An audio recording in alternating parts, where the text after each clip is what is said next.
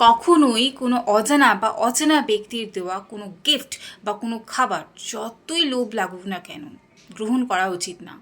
গ্রহণ করার আগে অবশ্যই কোনো পরিচিত ব্যক্তি থেকে সেটা জিজ্ঞেস করে নেওয়া উচিত।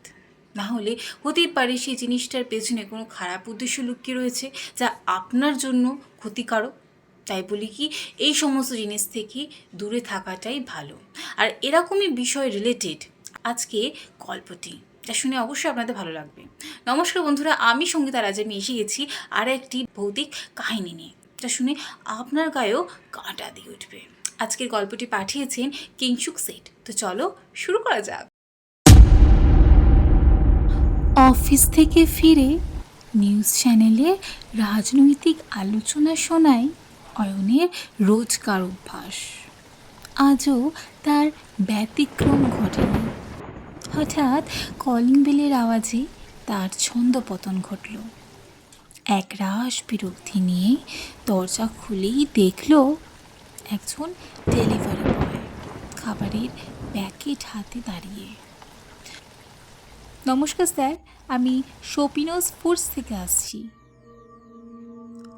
আমি তো কোনো খাবার অর্ডার করিনি, অয়ন অবাক কণ্ঠে বলল।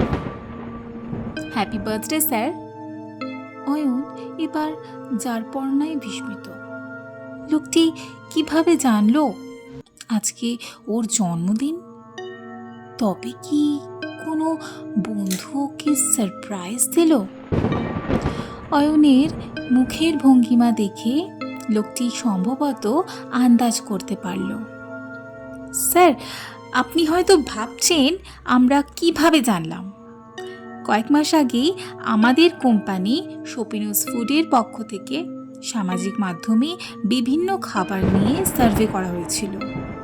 সেখানেই আপনি জানিয়েছিলেন পিৎজা আপনার পছন্দের খাবার। সার্ভের ফর্মে আপনি নাম, ঠিকানা আর ফোন নাম্বার দিয়েছিলেন। এটা আমাদের কোম্পানির রিসার্চ টিমের পক্ষ থেকেই করা হয়েছিল, এই অঞ্চলের মানুষরা কী ধরনের খাবার পছন্দ করেন সেটা জানার জন্য।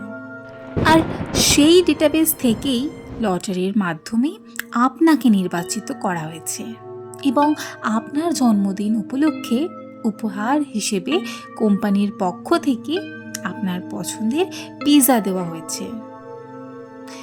এই কথা বলেই লোকটি পিৎজার বাক্সটা বাড়িয়ে দিল। অয়ন এমন অপ্রত্যাশিত উপহারে খুশি হলো। সামান্য সার্ভে ফর্মে তথ্য দেওয়া বিপণনের যে এমন অভিনব কৌশল হতে পারে সে সম্বন্ধে তার কোনো ধারণাই ছিল না। স্যার, খাবার পরে আমাদের ওয়েবসাইটে আপনার মূল্যবান মতামতটি অবশ্যই জানাবেন। সমস্ত ডিটেলস প্যাকেটের মধ্যেই দেওয়া আছে। লোকটিকে বিদায় জানিয়ে বিন্দুমাত্র অপেক্ষা না করেই পিৎজার বাক্সটি খুলতে শুরু করলো। বাক্সটি খুলতেই দেখলো একটা লার্জ সাইজের পিৎজা, উপরে মাংসের টপিং দেওয়া। পিৎজার একটা স্লাইসে কামড় বসাতেই মুগ্ধতা চরম সীমায় পৌঁছালো। কি অসাধারণ স্বাদ! এমন মাংস সে আগে কখনো খায়নি। চিকেন বা মাটন বলে মনেই হচ্ছে না। বিফ, পর্ক, ল্যাম্ব বা কোনো পাখির মাংস হলেও ক্ষতি নেই। আসলে মাংস নিয়ে অয়নের বিশেষ কোনো ছুঁতমার্গ নেই। প্রতিটা মাংসই তার বৈশিষ্ট্য অনুযায়ী তার কাছে সেরা। কয়েক মিনিটের মধ্যেই পিৎজা শেষ করে অয়ন সোফার উপর এলিয়ে পড়ল। পেট ভরে গেছে, রাতে আর না খেলেও চলবে। শপিনোস ফুডসের ওয়েবসাইটে গিয়ে ভালো রেটিং দিয়ে খাবারের মান এবং কোম্পানির এমন চিন্তাভাবনার ভূয়সী প্রশংসা করে অয়ন তার মতামত পোস্ট করল। মোবাইল নিয়ে কিছুক্ষণ ঘাঁটাঘাঁটি করার পরে অয়ন বিছানায় গিয়ে শুয়ে পড়ল। সবেই ঘুমটা এসেছে এমন সময় মোবাইল ফোনের আওয়াজে অয়ন সচকিত হলো। স্ক্রিনে একটা আননোন নাম্বার ফুটে উঠেছে। ফোনটা ধরতেই উপাস থেকে একজন লোক ভারী কণ্ঠে বলল, সরি স্যার, এত রাত্রিতে ডিস্টার্ব করার জন্য। শপিনোস ফুড থেকে বলছিলাম। হ্যাঁ বলুন, পিৎজা কেমন লাগলো? অয়ন বলল, এক কথায় অসাধারণ। ফোনের ওপাশ থেকে লোকটি বললেন, ধন্যবাদ। অয়ন তখন প্রশংসায় পঞ্চমুখ। সে বলল, মাংসের স্বাদ অতুলনীয়, একদম অন্য রকমের। তখন ফোনের ওপাশে লোকটি বললেন, ওটা হোমো সেপিয়েন্সের মাংস। কথাটা শুনতেই অয়ন কিছুটা থমকে গেল আর জিজ্ঞেস করল, মানে কি বলতে চাইছেন? লোকটি বলল, মৃত মানুষের মাংস। আমাদের সমস্ত খাবারেই এটা ব্যবহার করা হয়। সেপিয়েন্স থেকেই শপিনোস ফুডস। আইডিয়াটা ভালো না? কথাটা বলি লোকটি বিশ্রীভাবে হাসল। সবটা শুনে অয়নের গা গুলিয়ে উঠল। এভাবে অযাচিত উপহার গ্রহণ করা উচিত হয়নি।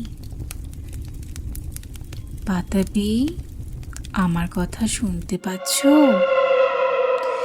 এবার ঘুম থেকে উঠে পড়ো। আমি ইলবল। আমরা এখন কলিযুগে আছি।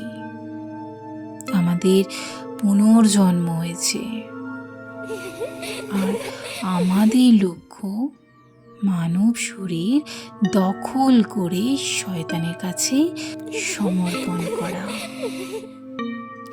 লোকটি ফিসফিস করে কথাগুলো বলল।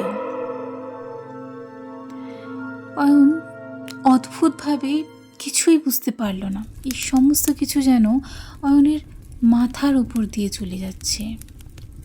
সে ঘাবড়ে গিয়ে বলল, মিস্টার ইলবল না অম্বল, যেই হন, ফোনটা রাখুন। পুলিশের কাছে আপনার বিরুদ্ধে।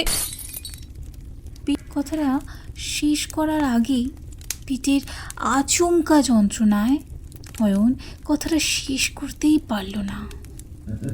খাদ্যনালী দিয়ে ক্রমশ উপরের দিকে উঠে আসছে এক নরকের জীব তার শরীর দখলের জন্য। তো বন্ধুরা, আজকে নিয়ে এসেছিলাম একটা অন্য স্বাদের গল্প। শুনে আপনাদের কেমন লাগলো অবশ্যই কমেন্ট বক্সে জানাবেন। আর ভালো লাগলে অবশ্যই লাইক, শেয়ার, সাথে সাবস্ক্রাইব করে পাশে থাকা বেল আইকনটা প্রেস করে দেবেন, যাতে সমস্ত নতুন ভিডিওর প্রথম নোটিফিকেশান আপনার কাছে আগে পৌঁছায়। ও হ্যাঁ, যদি আপনার জীবনে ঘটে থাকা কোনো ভৌতিক ঘটনা বা শোনা কোনো কাহিনী থাকে, তা অবশ্যই আমাদের স্ক্রিনে আসা এই ইমেল অ্যাড্রেসে বা আমার ফেসবুক পেজে লিখে পাঠাতে পারেন। তো চলো tata, bye bye, stay blessed, be happy.